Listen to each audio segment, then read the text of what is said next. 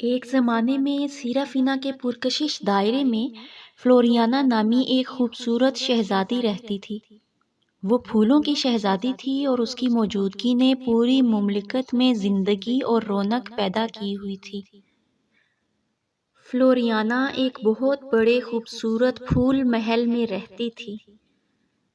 اس کے بال خوبصورت پنکھڑیوں سے آراستہ تھے اور اس کے لباس بھی انتہائی نازک پھولوں سے بنے ہوئے تھے۔ فلوریانا اپنے بہت بڑے پھول محل میں اکیلی رہتی تھی، لیکن افسوس کہ وہ نابینا تھی۔ ایک دن حیرت انگیز نیلے بالوں والا ایک پراسرار لڑکا سیرافینا مملکت کی سرحدوں پر پہنچا۔ اس کا نام نیلیان تھا۔ ایک دن فلوریانا شہزادی کو پھول محل کی کھڑکی میں پردے کے پیچھے کچھ سنسناہٹ محسوس ہوئی۔ پہلے اس نے توجہ نہ دی اور وہ اپنے بالوں کو سلجھانے لگی۔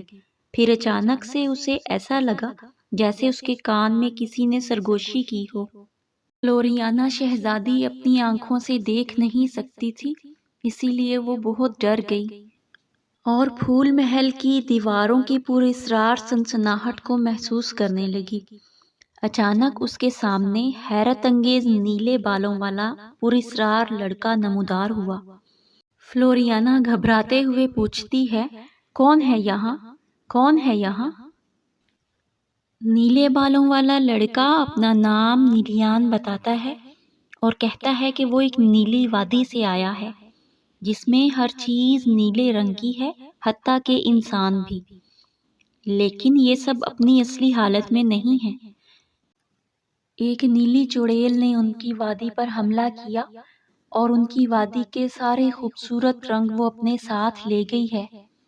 اب ان کی زندگی میں صرف نیلا رنگ بچا ہے۔ سب لوگ اپنے سارے رنگ واپس چاہتے ہیں۔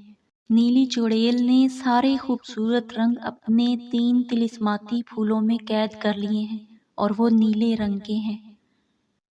مجھ سے کہا گیا ہے کہ نیلی وادی کو اپنی اصلی حالت میں لانے کے لیے 3 نیلے طلسماتی پھول درکار ہیں، جو کہ صرف شہزادی فلوریانا بتا سکتی ہے کہ وہ کہاں ملیں گے۔ شہزادی فلوریانا کہتی ہے کہ اسی نیلی چڑیل نے اس کی آنکھوں کی بینائی چھین کر ان میں سے ایک نیلے پھول میں قید کی ہے۔ یہ 3 نیلے پھول سیرافینا کی حدود سے 300 میل کے فاصلے پر موجود ایک پہاڑ کے پیچھے چھپے ایک جزیرے میں موجود ہیں، لیکن انہیں پانا ناممکن ہے۔ نیلیان پرجوش انداز میں کہتا ہے، اس دنیا میں کچھ بھی ناممکن نہیں ہے۔ میں نیلی وادی اور اس کے لوگوں کے لیے اور آپ کی بینائی دوبارہ واپس لانے کے لیے کچھ بھی کر سکتا ہوں۔ یہ کہہ کر نیلیان وہاں سے سفر کے لیے روانہ ہوتا ہے۔ نیلیان جب 3 میل کا مشکل سفر طے کر لیتا ہے تو اس کا سامنا ایک دیو ہیکل طلسماتی پہاڑ سے ہوتا ہے۔ یہ کوئی عام پہاڑ نہیں ہوتا۔ شہزادی فلوریانا کی ہدایت کے مطابق یہ پہاڑ بولنے کی طاقت رکھتا ہے اور اس پہاڑ کا نام ماؤنٹی ہوتا ہے۔ نیلیان ماؤنٹی سے خفیہ جزیرے کے بارے میں پوچھتا ہے جس کے لیے وہ اتنا طویل اور مشکل سفر طے کر کے آیا ہوتا ہے۔ ماؤنٹی نیلیان سے کہتا ہے، اگر وہ ماؤنٹی کو دونوں ہاتھوں سے تھوڑا پیچھے کی طرف دھکیلے گا تو ماؤنٹی کا خفیہ دروازہ اس جزیرے کی طرف کھل جائے گا۔ لیکن اگر دروازہ کھلنے کے فوراً بعد 3 منٹ کے اندر نیلیان جزیرے تک نہ پہنچا تو وہ ہمیشہ کے لیے اسی پہاڑ میں رہ جائے گا اور کبھی بھی اپنی دنیا میں واپس نہیں جا سکے گا۔ ماؤنٹی دروازہ کھلتے ہی آخر کار نیلیان خفیہ جزیرے تک پہنچتا ہے اور وہاں سے 3 نیلے رنگ کے پھول حاصل کرنے میں کامیاب ہو جاتا ہے۔ دوبارہ ایک کٹھن مسافت طے کرنے کے بعد نیلیان سب لوگوں اور نیلی وادی کو اپنی اصلی حالت میں لانے کے بعد نیلیان پھر سے پھول محل جاتا ہے اور شہزادی فلوریانا کو ایک نیلا پھول دیتا ہے۔